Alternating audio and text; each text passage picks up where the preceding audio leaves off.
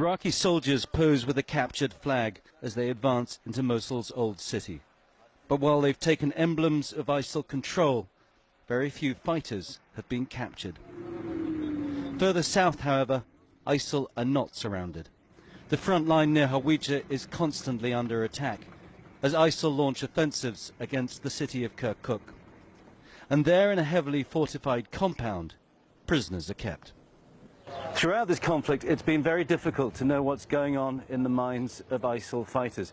Most have chosen to kill themselves in suicide attacks rather than be taken alive.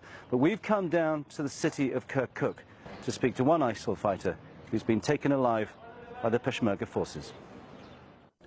The commander of Kirkuk's security forces has paid a heavy price in the fight against the militants. These are the friends who died in the fighting, comrades in arms, and even his own brother. As ISIL's control of Mosul has been strangled, the fighters have moved down to the south, where they're growing in strength. ISIL has become stronger, not weaker. Before the Mosul offensive, we had 1,000 fighters against us. Now there are 2,000. Before there were 50 suicide bombers. Now there are 100. The general takes us to meet a prisoner taken 10 days ago. The man, originally from Hawija, admits he was a fighter, but he tells us he had no choice.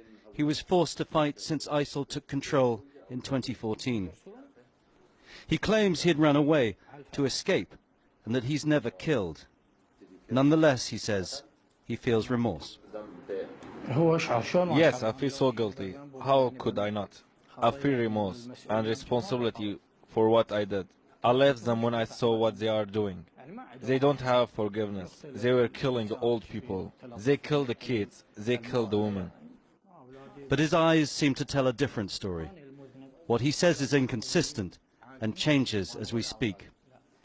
Military intelligence say he was part of a sleeper cell, hidden behind enemy lines. He'll be given a trial and the right to defense, but if found guilty, he faces the hangman's noose.